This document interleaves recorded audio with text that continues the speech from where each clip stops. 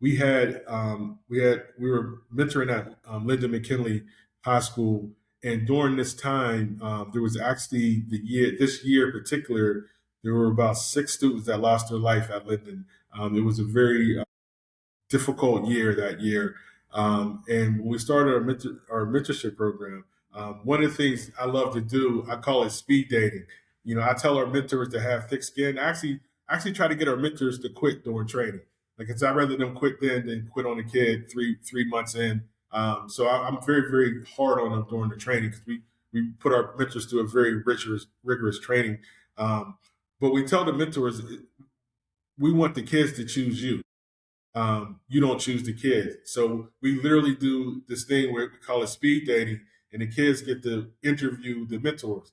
And then when they're done, they get to rank the top 3 people they felt they had the best connection with. And then we would make the pairs. So this particular time at Lyndon McKinley, I had a young lady that the principal wanted to be in the mentorship program, but she didn't want to. She was cussing the principal, literally cussing the principal out. And all the mentors heard that, and they all were kind of looking at me like, I don't think we can handle her. So because I run the program, I really didn't have an opportunity to be a mentor myself because I'm managing the program. But I said, you know what, I'm a mentor this young lady because no one really wanted to. So I became her mentor. She did not like it. Our first 4 sessions, each session lasts an hour. She literally did not say a word. She just looked at me for an hour with this disgusting look on her face. And then finally, at the 4th time we met, she was like, look, I don't like you. You don't like me. This is stupid. Why do you keep coming back? Are you going to be back next week? I said, yes, I'm going to be back next week. Slowly but surely, she started to break down, and her walls started breaking down. She was suspended probably half of the days that she was in school. She was a fighter. She got in fights all the time, and girls were pretty afraid of her. She was no joke. And her she was failing really, really bad. Her attendance was bad. So once we started to break down and really get to know what was going on, I found out that she has some severe domestic violence situation. She was being sexually assaulted by family members. She was living a living just a living hell.